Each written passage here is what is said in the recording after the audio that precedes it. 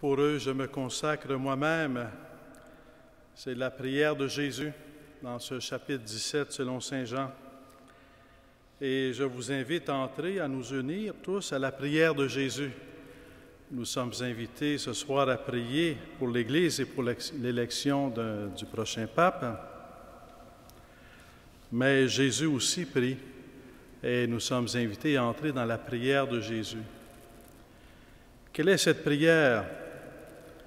Pour nous, pour vous, et Jésus s'adresse ici aux apôtres, je me consacre moi-même, afin qu'à votre tour, vous puissiez vous consacrer, afin qu'à leur tour, ceux qui croiront puissent se consacrer. Pourquoi faut-il que Jésus se consacre lui-même? Le contexte, c'est le contexte de l'alliance avec Dieu.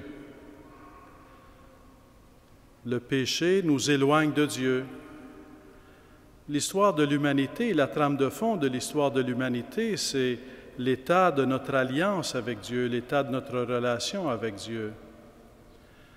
En nous éloignant de Dieu, nous vivons dans le monde sans Dieu.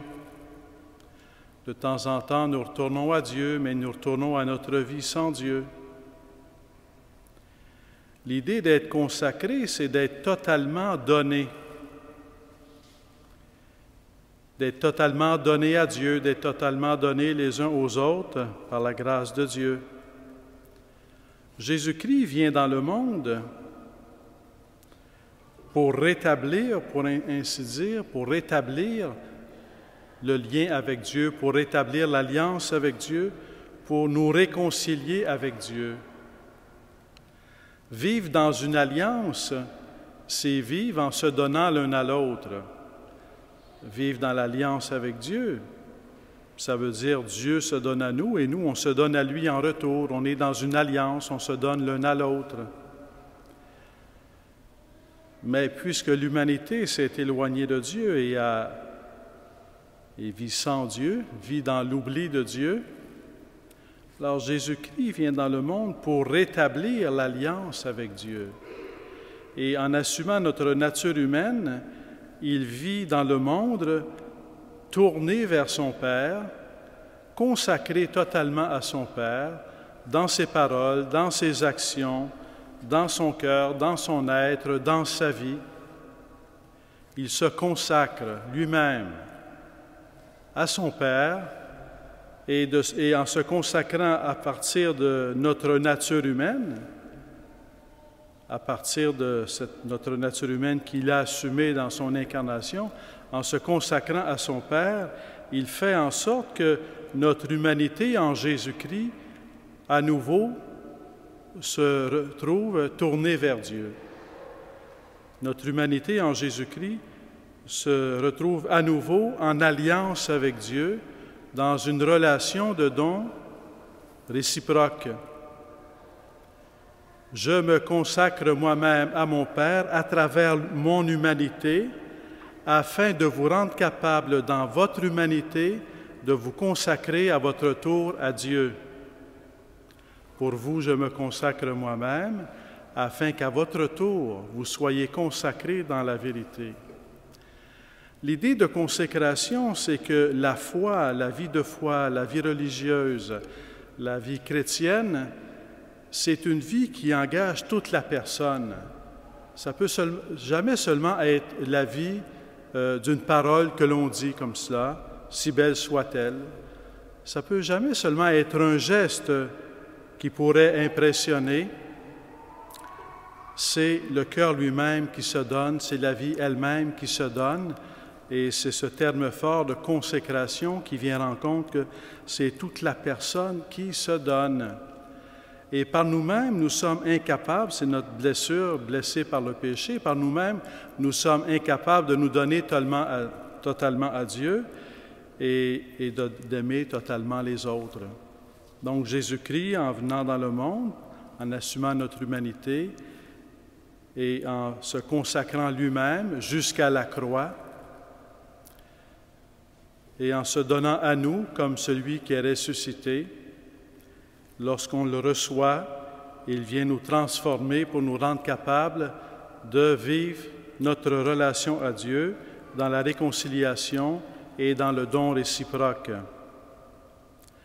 Les premiers à qui il dit cette parole, « Pour vous, je me consacre moi-même », ce sont les apôtres.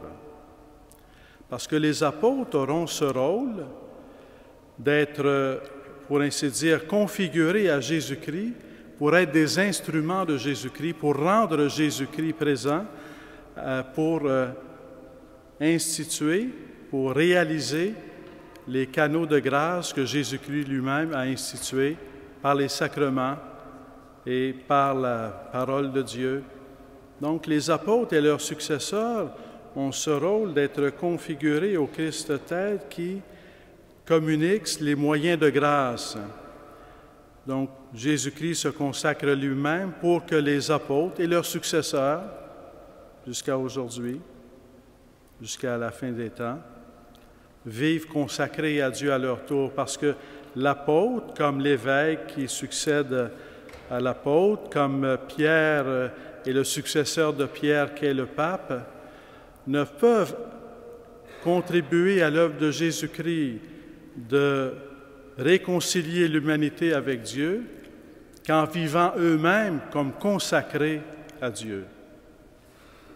C'est, dans un premier temps, donc, c'est le ministère sacerdotal, en plénitude dans les évêques, avec les collaborateurs comme les prêtres, qui est configuré au Christ prêtre comme consécration totale à Jésus-Christ, qui est lui-même consacré totalement au Père, afin, par la grâce qui est donnée, de communiquer au monde, à l'Église, la grâce qui rend possible que le peuple de Dieu tout entier soit consacré à Dieu.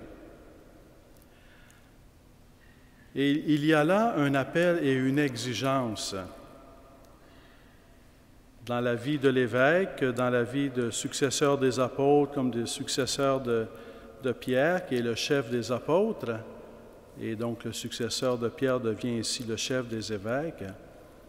La condition fondamentale, c'est d'être consacré à Dieu, d'être consacré à Jésus-Christ qui est consacré au Père. Parce que c'est seulement qu'ainsi qu'on peut être au service de la réconciliation avec Dieu. C'est seulement qu'ainsi qu'on peut être au service de l'alliance avec Dieu. To consecrate one's life to Jesus Christ is a challenge, is demanding, but is possible because Christ did it himself. With the grace of Jesus Christ, it's possible to consecrate one's life to Jesus Christ by the power of his grace, by the action of his grace in our heart, in our soul, in our spirit. And this is like, because Jesus Christ consecrates himself, the apostles become able to consecrate themselves, the saints answer to the love of God by consecrating their lives, and the people of God becomes a people consecrated to God, the people of the children of God consecrated to God. So when we pray for a pope, we pray for someone, whoever it is, who has consecrated really his life to God. His heart, his soul, his mental strength, his physical strength, who has consecrated all of himself to God so as to convey the call to the people of God to consecrate ourselves to God. Cette mission d'être pape, d'être successeur de Pierre, s'inscrit dans l'ensemble même du peuple de Dieu qui ne trouve sa finalité, pour ainsi dire, et sa paix, que quand il vit consacré à Dieu. Alors nous prions Jésus-Christ en nous unissant à sa prière. Jésus-Christ qui s'est consacré à Dieu et qui prie son Père pour que nous-mêmes, par la puissance de la consécration du Christ, nous soyons nous-mêmes, comme évêques, prêtres, diacres, vie consacrée, fidèles, que nous soyons tous consacrés à Dieu comme individus, mais aussi comme peuple de Dieu. L'Église, en étant consacrée au Christ, devient le corps du Christ. Et le corps du Christ devient le lieu du rayonnement de l'amour, de la vérité, de la beauté et de la paix dans le monde. Idéalement, ça serait que tous, nous soyons tous saints ou saintes, mais tous, nous avons nos fragilités. Être chrétien, ce n'est pas ne pas être blessé par le péché. Être chrétien, c'est savoir qu'on est blessé par le péché et qu'on a besoin de la grâce de Dieu. Et c'est dans ce sens-là qu'être chrétien, c'est entrer dans un chemin de conversion. As Christians, we're called to never forget that we're sinners and that we need the forgiveness of God, that we need the grace of God. And in that sense, the Christian is not someone who is perfect, but it's someone who knows that he's a sinner and who prays and who learns to give himself totally to Jesus Christ by the power of his grace. And this is possible because it becomes possible. We know it is possible in the lives of the saints. The lives of the saints are the gospel in action. The lives of the saints witness to us that Christ is really alive, gives really His grace, is really transforming our lives, and is really leading us to a path, a consecration of all of our lives, of all of ourselves, to Jesus Christ and to the others. Et dans ce sens-là, quelle que soit la structure de l'Église, que l'on parle d'apôtres, que l'on parle d'évêques, que l'on parle de papes, en bout de ligne, ce qui est au cœur de la vie de l'Église, c'est la vie des saints et des saintes. C'est la vie de la sainteté. Et c'est de ne pas oublier que nous sommes des pécheurs appelés à la sainteté. Le pouvoir de l'amour de Dieu, c'est de nous aimer alors même qu'on ne l'aime pas encore, parce que cet amour de Dieu, il est gratuit. Le pouvoir de l'amour de Dieu, c'est de nous pardonner, quel que soit notre péché, quel que soit notre sentiment de culpabilité, il vient libérer notre cœur. Le pouvoir de l'amour du Christ qui a versé son sang pour la nouvelle alliance, c'est de nous purifier et de nous sanctifier. Toute la structure de grâce, toute la structure épiscopale, apostolique, toute la structure biblique, toute la structure de tradition est là au service de l'alliance avec Dieu, au service de la sainteté du peuple de Dieu et se manifeste à travers la vie des saints et des saintes. Saint Jean de la Croix disait déjà, au soir de notre vie, nous serons jugés sur l'amour vrai, l'amour véritable, l'amour que l'on apprend en contemplant Jésus-Christ crucifié, l'amour qu'on apprend à vivre, qu'on a la force de vivre quand on s'ouvre à Jésus-Christ ressuscité, crucifié et ressuscité. Et cet amour que nous sommes appelés à vivre, cette sainteté que nous sommes appelés à vivre, est appelé à construire le corps du Christ pour que le peuple de Dieu soit le peuple saint qui rayonne de la beauté de Dieu. Jusqu'à la fin des temps, il y aura des membres de l'Église nous serons blessés par le péché en même temps, toute notre vie. Jusqu'à la fin des temps, il y aura des membres de l'Église blessés par le péché. Mais c'est de toujours s'en remettre à la miséricorde de Dieu en même temps qu'à voir notre vie comme un chemin de conversion.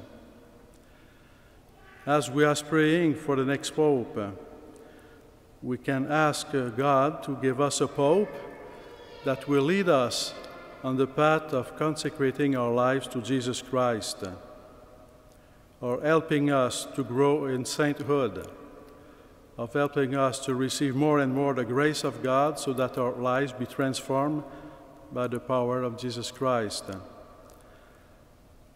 Alors prions pour le prochain pape, prions pour les conclaves, les cardinaux qui sont réunis. Prions pour que le choix de Dieu se réalise quel qu'il soit. Nous sommes réunis dans la prière pour prier pour l'Église et l'élection du prochain pape. Et de la sorte, nous pourrons également recevoir le choix des cardinaux, guidés par l'Esprit Saint.